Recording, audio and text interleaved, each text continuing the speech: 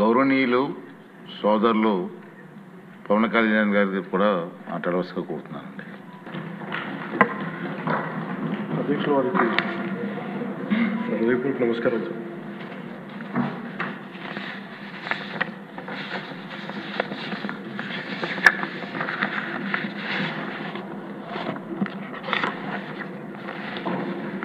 Governor గారి ప్రసంగానికి ధన్యవాదాలు చెప్తూ ప్రవేశపెట్టిన తీర్మానాన్ని జనసేన పార్టీ తరఫు నుంచి నేను కూడా బలపరుస్తున్నాను. అధ్యక్ష, ఆద్యంతం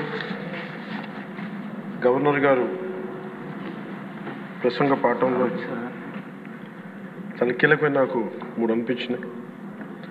ఒకటి, మనం వారసత్వంగా ఏమొచ్చింది, మనకి ఏం ఆశించబోతున్నాం, భవిష్యత్తులో ఎలాంటిది ఆశించబోతున్నాం, కలెక్టివ్గా మనందరం కలిసి ఈ రాష్ట్రాన్ని ఈ కూటమి ద్వారా ఎలా ముందుకు తీసుకెళ్ళాలి అనేది 3 చాలా స్పష్టంగా చెప్పారు.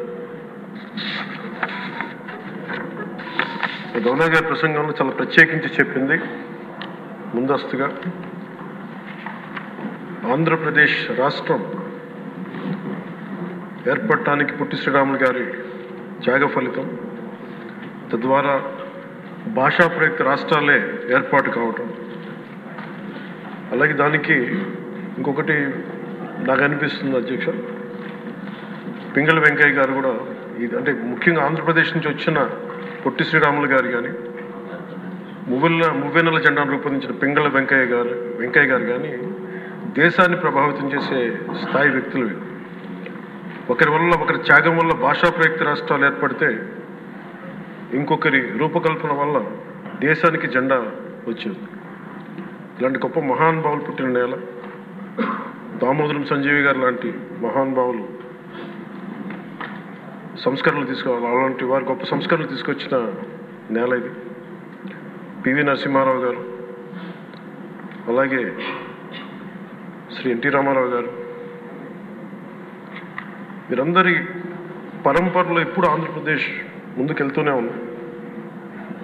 అలాగే ఈరోజు ముఖ్యమంత్రి వారిని గౌరవ ముఖ్యమంత్రి శ్రీ చంద్రబాబు నాయుడు గారు లేరు, వారి గురించి కూడా చెప్పాల్సి ఈ సందర్భంలో.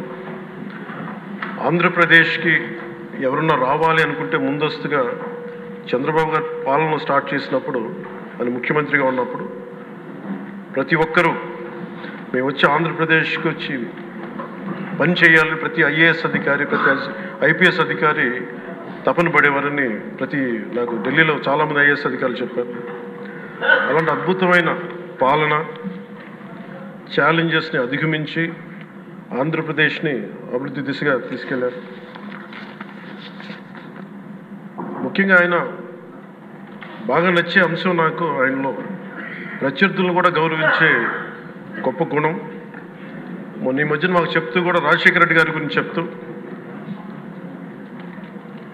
ఆయన గురించి కూడా, ఆయన ఎంత ప్రత్యర్థి అయినప్పటికీ కూడా ఆయన గురించి కూడా మంచి వాక్యాలు చెప్పి ఆయన చేసిన మంచి పనిని కూడా చెప్పే సహృదయం ఉంది నారా చంద్రబాబు గారికి.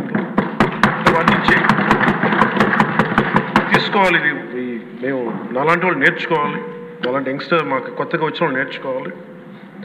అలాగే కర్నూలు 1953లో కర్నూలు రాజధానిగా వచ్చింది. ఎప్పుడు మనకి ఇన్ని సంవత్సరాలుగా, ఇన్ని దశాబ్దాలుగా ఇంకా కొట్టుకుంటూనే ఉన్నాం. అన్ని రాష్ట్రాలు ఏర్పడ్డాయి, భాషా ప్రయుక్త రాష్ట్రాలు ఏర్పడ్డాయి. దేశం అంతా ఎవరికి రాజధాని వచ్చింది ముందుకెళ్ళిపోయారు, అభివృద్ధి చెందారు. కానీ మన ఆంధ్రప్రదేశ్కి వచ్చేటప్పటికి కర్నూలు రాజధానిగా ఏర్పడింది. కాదని చెప్పి మళ్ళీ తెలంగాణలో కలిపారు.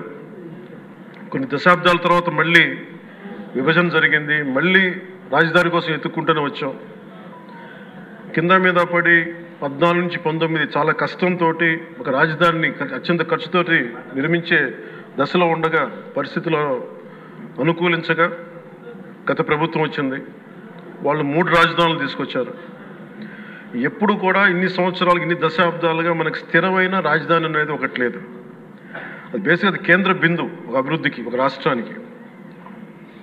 ఈసారి మటుకు చంద్రబాబు గారి ఆధ్వర్యంలో, గౌరవ ముఖ్యమంత్రి చంద్రబాబు గారి ఆధ్వర్యంలో ఇంకెప్పటికీ భవిష్యత్తు తరాలు ఇంకెప్పుడు ఏది రాజధాని, ఒక రాజధాని రెండా కాకుండా అమరావతి రాజధానిగా ఉండాలి, ముందుకు తీసుకెళ్ళాలి. దానికి మేమందరం సహకరిస్తామని ఈ సందర్భంగా మీకు తెలియజేసుకున్నాం అధ్యక్ష.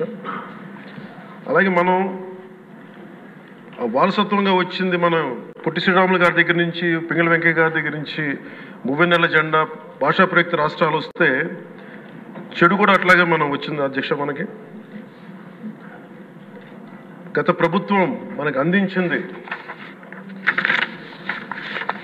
కీలకమైన పోలవరాన్ని పూర్తి చేయకపోవటం, సకాలంలో పోలీసులకు కానీ మిగతా ఉద్యోగులకు కానీ జీతభత్యాలు ఇవ్వలేకపోవటం, అన్ని డిపార్ట్మెంట్స్లో నిధులు మళ్లింపు, కనీస రోడ్లు కానీ బ్రిడ్జెస్ కానీ మౌలిక సదుపాయాలు లేకుండా చేయటం, రివర్స్ టెండరింగ్ అని కానీ వ్యవస్థలను నిర్వీర్యం చేయటం, సహజ వనరుల దోపిడీ, ఎర్రచందనం దోపిడీ, ఋషికొండ ఇలాంటి వైజాగ్లో ఎర్రమట్టి దిబ్బల్ని అడ్డగోలుగా నాశనం చేసేయటం, మద్యం ద్వారా కూర్చోబెట్టి అరాచకాలు చేయటం, పెట్టుబడులు వద్దామని ఎవరైనా వస్తుంటే వాళ్ళు భయపెట్టేసి రివర్స్ టెండరింగ్ అని చెప్పి వారిని పారిపోయేలా చేయటం పారిశ్రామికవేత్తలని.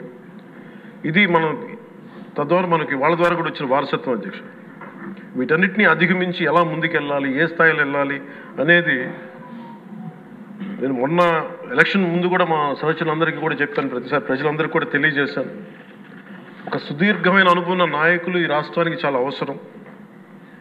దేశంలో కూడా ఇంకెవ్వరికి రాని పరిస్థితి మన రాష్ట్రానికి వచ్చింది. మనస్ఫూర్తిగా నేను అంతకుముందు ఏమి చెప్పాను, ఈరోజు కూడా అదే చెప్తున్నా అధ్యక్ష. 4 దశాబ్దాల సుదీర్ఘ అనుభవం ఉన్న శ్రీ గౌరవ ముఖ్యమంత్రి శ్రీ నారా చంద్రబాబు నాయుడు గారి అధ్యక్షతన, ఆయన లీడర్షిప్ కింద మేమందరం నాలాంటి వాడుగా నేర్చుకొని కింద పనిచేయడానికి, రాష్ట్రాన్ని అభివృద్ధి వైపు ప్రయాణం చేసేలా ముందుకెళ్ళడానికి సంసిద్ధంగా ఉన్నాం. మేము దాన్ని కట్టుబడి ఉన్నాం. ముఖ్యంగా లా అండ్ ఆర్డర్ చాలా క్షీణించిపోయింది. ఈ లా అండ్ ఆర్డర్ విషయంలో చూస్తే సాక్షాత్తు గౌరవ ముఖ్యమంత్రి గారిని దాదాపు అకారణంగా అన్యాయంగా 53 రోజులు ఆయన్ని ఒక ఫాల్స్ కేసులు పెట్టి జైల్లో పెట్టారు. అలాగే అధ్యక్ష, మీరు కూడా గతంలో మిమ్మల్ని కూడా ఎంత వేధించారో మా అందరికీ తెలుసు, సభ్యులందరికీ తెలుసు. నేను రఘురామకృష్ణరాజు గారు కూడా ఏ స్థాయిలో అనుభవించారో అందరికీ రాష్ట్రం అంతా తెలుసు. కానీ చాలా పెద్ద మనసుతోటి ఆయన వస్తే చాలా మనసు విప్పి నవ్వుతూ మాట్లాడడం చాలా ఆనందం కలిగించింది. మీ నుంచి మేము నేర్చుకోవాలి. ఎంత అంటే దాడి చేసిన, హాని చేసిన మీ పెద్ద మనసుకి సభాముఖం మీ అందరికీ మీకు ప్రత్యేకించి మీకు ధన్యవాదాలు చెప్తాను. మీ అందరి నుంచి మీ నుంచి స్ఫూర్తి తీసుకుంటాం. మీ నుంచి అంటే తిట్లు తిన్నా కానీ, దెబ్బ తిన్నా కానీ ఎంత సహృదయతో ఉండాలనేది మీరు చూపించారు.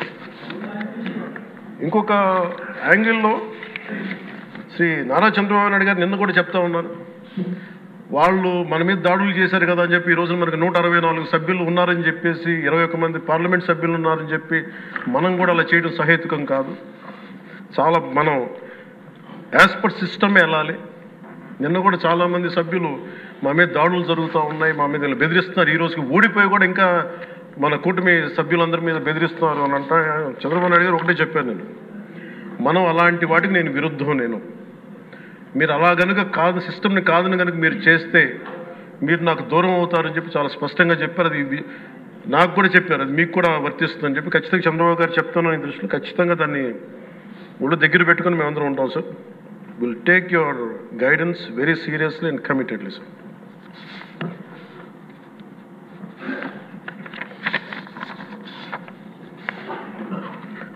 అలాగే కేంద్ర నాయకత్వం నిన్న ఈరోజు ఇందాక న్యూస్లో చూసిన అధ్యక్ష, 15,000 కోట్ల రూపాయలు మన ఏ అమరావతి లేకుండా ఈరోజు వరకు ఇబ్బంది పడతాను, అలాంటి అమరావతికి కేంద్ర మంత్రి మన నాయకులు గౌరవ ప్రధానమంత్రి శ్రీ నరేంద్ర మోదీ గారు బడ్జెట్లో ఈ రోజున 15,000 కోట్ల రూపాయలు అమరావతి కోసం రిలీజ్ చేసినందుకు సహృదయంతో మనస్ఫూర్తిగా కూటమి తరపున మా అందరి తరపున కూడా వారికి ధన్యవాదాలు తెలియజేస్తాం అధ్యక్ష. To Honorable Prime Minister Sri Narendra Modi ji, we are grateful to you, sir, for releasing the funds and will be eternally indebted to you, sir. అలాగే భవిష్యత్తులో అధ్యక్ష చంద్రబాబు గారు కూడా చాలా స్పష్టంగా చెప్పారు నిన్న, ప్రభుత్వంలో భాగస్వామ్యంలో ఉన్న కార్యకర్తలు కానీ మా సహచర ఎమ్మెల్యేలు కానీ మీరు వ్యక్తిగతంగా ఏ తప్పులు చేసినా అది ప్రభుత్వం మీద పడుతుంది. అలాంటి తప్పులు జరగకుండా చూసుకోండి. అలాంటివి జరిగితే మటుకు నేను ఎవరైనా స్థనామనం లేకుండా నాకు వాళ్ళకి సిస్టమ్ పనిచేస్తూ ఉంటుంది. అది మీరు అర్థం చేసుకోండి నేను ఏ ఉద్దేశంతో చెప్తానని చెప్పారు అధ్యక్ష. ఇలాంటి తప్పులు జరిగితే అవి వ్యక్తులు చేసిన తప్పులు పార్టీలకు కానీ ప్రభుత్వానికి కానీ చెడ్డ పేరు రాకూడదు. దాన్ని ఎలా హ్యాండిల్ చేసుకోవాలో జనసేన పార్టీ తరపు నుంచి నేను మా వాళ్ళందరికీ కూడా ఒకటే తెలియజేశాను. మీరు వ్యక్తిగతంగా కనుక ఏదన్నా చేసి అది కూటమి ప్రభుత్వానికి ఇబ్బంది కలిగితే నేను వారిని వదులుకోవడానికి సిద్ధంగా ఉన్నానని చెప్పి చాలా స్పష్టంగా తెలియజేశాను అధ్యక్ష. అది మీరు ఇసుక విధానాల్లో కానీ మైనింగ్ విధానాల్లో కానీ ఏ రకంగానా సరే గత ప్రభుత్వం చేసింది కదా మేము కూడా చేస్తామని ఎవరన్నా నాకు జనసేన పార్టీ తరపు నుంచి ఎవరన్నా సరే ఉంటే వారిని నియంత్రించే బాధ్యత, వారిని సరిచేసే బాధ్యత మేము తీసుకుంటాం. అలాగే చట్టపరమైన తప్పు జరిగితే చట్టపరంగా ఎలాంటి చర్యలు తీసుకోవాలో అది మాకు కూడా అప్లై చేయండి, నాతో సహా. మేము తప్పు చేస్తే నాతో సహా ఆ చట్టాలు నాకు కూడా అప్లై చేయండి. ఎవరు దీనికి అతీతులు కాదు. దీనికి ముఖ్యంగా ఈ 5 సంవత్సరాల కాలం ఇది హాలిడే కాదు ఎవరికి. మన ముఖ్యమంత్రి గారు కూడా చెప్తా ఉన్నారు, ట్రాఫిక్ జామ్స్ ఎంతసేపు జరుగుతున్నాయి, ఈ ప్రోటోకాల్స్ ప్రకారం సెక్యూరిటీ హ్యాజర్డ్స్లో ఎంతసేపు ట్రాఫిక్ నాపుతున్నారు, ఒక 2-3 నిమిషాల నుంచి ప్రజలు ఇబ్బంది పడకూడదని పదే స్పష్టంగా చెప్తా ఉన్నారు. అలాగే మన ఎస్కార్ట్ సెక్యూరిటీ వల్ల సామాన్య ప్రజలు ఇబ్బంది పడకూడదని మాకు దృష్టికి తీసుకొచ్చారు. ఖచ్చితంగా దాన్ని మా కింద అధికార యంత్రాంగాన్ని మొత్తానికి తెలియజేశాను సార్. అలాగే ఈరోజు మనకున్నది భవిష్యత్తు బాధ్యత. ఇది కేవలం ఈ హౌస్లో ఉన్న వ్యక్తులకే కాదు అధ్యక్ష, ఇంక్లూడింగ్ బ్యూరోక్రాట్స్కి. గత ప్రభుత్వం చాలా అవుట్రైట్ తప్పులు చేస్తూ ఉంటే కూడా బ్యూరోక్రసీ చాలా వరకు చాలా నిర్లిప్తంగా ఉండిపోయారు అధ్యక్ష. ఒక్క ఐఏఎస్ అధికారి ఏసార్లు రివ్యూ చేసిన ఒక్క ఐఏఎస్ అధికారి పేరు చెప్తా ఉంటారు. ఈ రోజున ఐఏఎస్ అధికారి ఏ శిక్ష పడకుండా వెళ్ళిపోయాడు. ఇలాంటి పరిస్థితులు జరుగుతూ ఉన్నాయి. So bureaucracy also has to take responsibility. And of course media ఏ సమస్యని హైలైట్ చేయాలి, ఏ సమస్యని హైలైట్ చేయకూడదు, ఏది ప్రజలకు అవసరం అనేది మీడియా మీద కూడా బాధ్యత ఉంది అధ్యక్ష. అలాగే సామాజిక మాధ్యమాలని స్థాయి దాటి మాట్లాడితే వారికి ఎలాంటి వాళ్ళని ఎలా పరిమితం చేయాలనేది కూడా ఒకసారి హౌస్ అందరూ ఆలోచించాలి. ఒకసారి దీని మీద ఒక విధి విధానాలు రూపొందించాలని కోరుకున్నాను అధ్యక్ష. అలాగే ముఖ్యంగా ఇక్కడ సభలో ఉన్న మా సహచర ఎమ్మెల్యేలు, గౌరవ ముఖ్యమంత్రి గారు, మేమందరం కూడా వీఆర్ ఆల్ కమిటెడ్ సార్. రాష్ట్ర భవిష్యత్తు కోసం, పునర్నిర్మాణం కోసం మేము సర్వం త్యాగం చేయడానికి సిద్ధంగా ఉన్నాం. తప్పులు జరిగితే వ్యక్తులు తప్పులు అవుతాయి కానీ పార్టీలు తప్పులు అవ్వం. సో ముగింపు వాక్యాలుగా అధ్యక్ష, కవి సామ్రాట్ శ్రీ విశ్వనాథ్ సత్యనారాయణ గారు చెప్పిన మాట ఒకటి అధ్యక్ష, అన్ని అనర్థాలకి మూలం మానవ ప్రవృత్తి హేతువు కానీ వాని జాతి కానీ, కులం కానీ, మతం కానీ, ప్రాంతం కానీ కాదు. వ్యక్తులు చేసిన తప్పుల్ని దయచేసి వ్యక్తులకే ఆపాదించాల అధ్యక్ష, పార్టీలకు కాదు. అలాగే ఈ క్రమంలో తప్పులు చేస్తే విధునీతిలో ఒకటి చెప్తారు, ఒక గ్రామం కోసం ఒక కుటుంబాన్ని, ఒక కుటుంబం కోసం ఒక గ్రామం కోసం ఒక కుటుంబాన్ని, ఒక రాజ్యం కోసం ఒక గ్రామాన్ని వదులుకోక తప్పదు.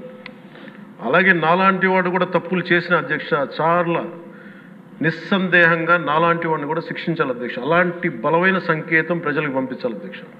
మేమందరం కూడా తప్పు ఎవరు చేసినా అది మనమే దాన్ని ముందుకు తీసుకెళ్ళకపోతే నేను కూడా దీనికి సంసిద్ధంగా ఉన్నాను. నా ద్వారా ఏదన్నా తప్పులు జరిగినా, అవకతవకలు జరిగినా నా మీద కూడా చర్యలు తీసుకోవాలి. అది let it be any kind of issue sir. అది నేను నా వంతుగా నేను మీకు తెలియజేస్తున్నాను. I will be liable if I do any mistake as I uphold this as long as I hold this responsibility. అందుకని అందరం కూడా మేము దీన్ని స్ఫూర్తిగా తీసుకొని గౌరవ ముఖ్యమంత్రి శ్రీ చంద్రబాబు గారికి మీ అపారమైన అనుభవం రాష్ట్రానికి చాలా అవసరం. మేము మీకోసం అహర్నిశలు ఈ రాష్ట్రాన్ని తిరిగి గాడిలో పెట్టే వరకు మేము ఎప్పుడు కూడా మీ కనసాయిగల్లో పనిచేస్తాం అని తెలియజేసుకున్న గౌరవ ముఖ్యమంత్రి గారికి నాకు అవకాశాన్ని ఇచ్చిన సహచర మా మంత్రివర్గానికి సభ్యులకి గౌరవ సభ్యులకి గౌరవ సభాపతి గారికి గౌరవ ముఖ్యమంత్రి గారికి మీ అందరికీ చేతులెత్తి నమస్కారం.